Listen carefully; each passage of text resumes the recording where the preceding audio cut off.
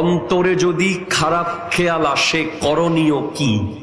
মনে রাখবেন, ইসলাম ওই সুন্দর ধর্ম যেই ধর্মে একটা উপকারিতা হচ্ছে, আপনি যদি সওয়াবের নিয়ত করেন, ভালো কাজের নিয়ত করার সাথে সাথে কাজ করার সওয়াব পেয়ে যাবেন। ধরেন আপনি নিয়ত করেছেন যে আজকে এই ওরসে আসবেন, আপনি মসজিদে যাবেন, নিয়ত করেছেন, আপনি মাহফিলে যাবেন, নিয়ত করেছেন, সাথে সাথে নিয়ত করার সাথে সাথে সওয়াব আপনি পেয়ে গেছেন। এখন যেতে পারলে ডবল সওয়াব।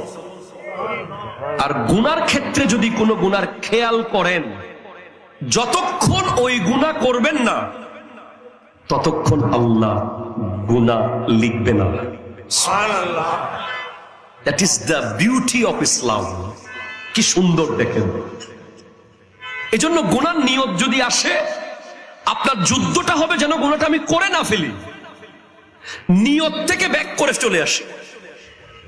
নিয়ত থেকে ব্যাক করার উপায় কি? আমাদের যুবক ভাইয়েরা প্রচন্ড, এখন এই যুগের যুবক ভাইয়েরা সারাক্ষণ বিভিন্ন কুখেয়াল তাদের মাথায় আসে।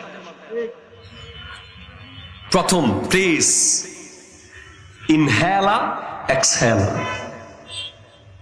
আমরা জানি যারা হার্টের রোগী, বিভিন্ন সমস্যায় এটা ইনহেলা দেওয়া হয়, এটা স্প্রে দেওয়া হয় মুখ দিয়ে। কথা কন না, কথা কন না। ইনহেলা মানে ভিতরে টানা, এক্সহেলা মানে বাইরে ছেড়ে দেওয়া।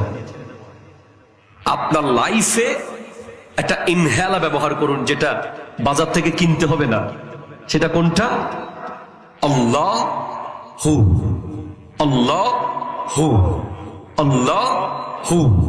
ইনহেলা বলে দিয়ে আল্লাহ, এক্সহেলা হলো হু। এটা প্রথম। এটা এমন ভাবে করেন যে যেন আপনার হার্টের সাথে এটা ম্যাচ হয়ে যায়। প্রতিদিন এভাবে জিকির করেন নামাজের পরে, আপনার হৃদয়ে যেন জিকিরটা অটো চলমান হয়ে যায়। ফার্স্ট, গুনাহ থেকে বাঁচার উপায় গুনার। সেকেন্ড, যদি কোনো গুনার খেয়াল অন্তরে আসে, সাথে সাথে পাশে কোনো মসজিদ বা কোনো পবিত্র জায়গায় গিয়ে সাথে সাথে তওবা করা। এখনো গুনাহ করেন নাই, জাস্ট খেয়াল এসেছে তওবা, খেয়াল এসেছে তওবা। জোরে বলেন সুবহানাল্লাহ।